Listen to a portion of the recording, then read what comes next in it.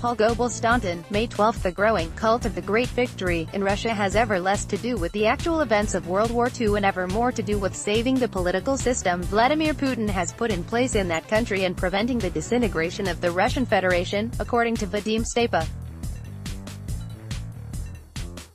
editor of the Tallinn-based portal After Empire, says, in an article for Estonia's International Center for Defense and Security. This becomes obvious if one considers the history of the day since 1945 and the messages that Putin has used it in recent years to deliver to the Russian people and the world. icd.ee/ru/blog/article/istoki-i-cheli-pobedovizia-1/closing parenthesis. While Stalin was alive, he points out, May 9 was a day off for people only until 1947 when the Soviet dictator decided that celebrating it would, increasing the significance of military figures who had become dangerous for his personal power.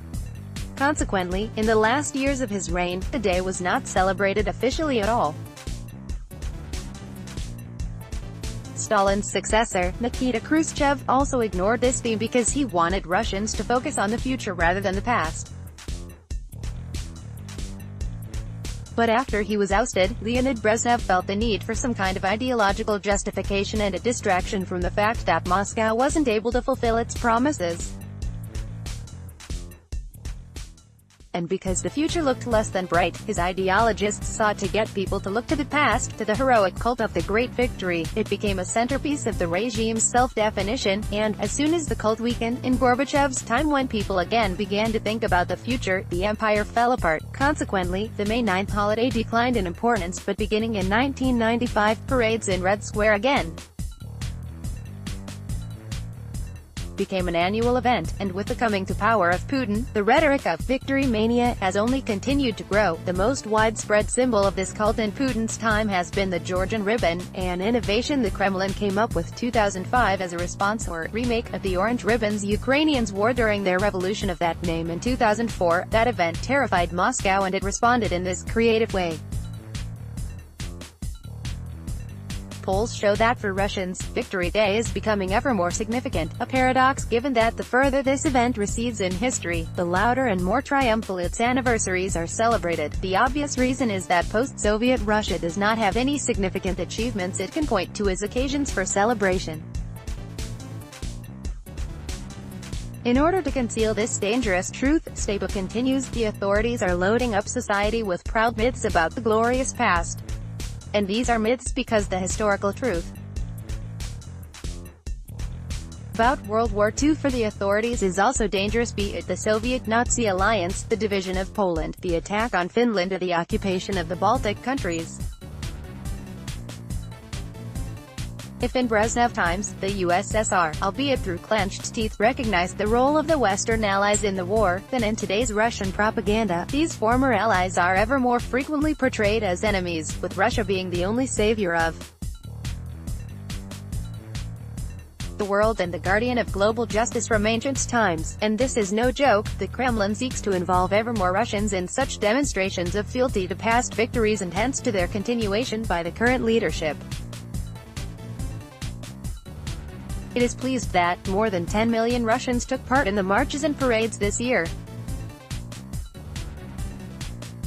As sociologist Denis Volkov puts it, Moscow views their participation as a response to meetings of protest against it. intersectionproject.eu/ru/article/society/mythologization-pobedi closing parenthesis.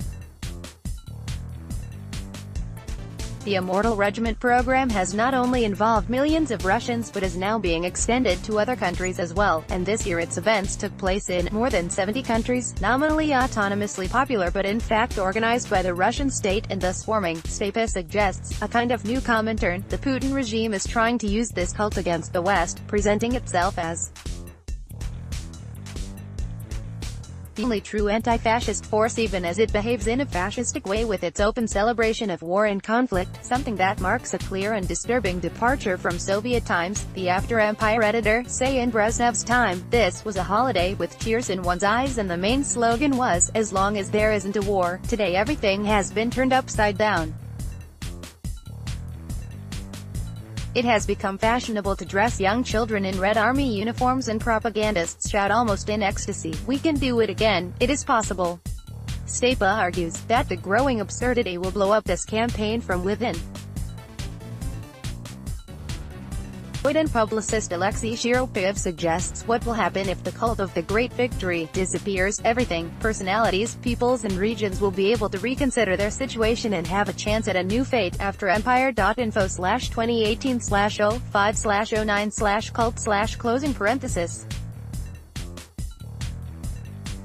There's a danger that Putin and his regime will do everything they can to counter, Shtepa says, and it is clear that they will seek to impose victory mania on the population as long as they can, lest everything they care about disappear as it did the last time the peoples of this region turned away from celebrations of the past and began to focus on the future.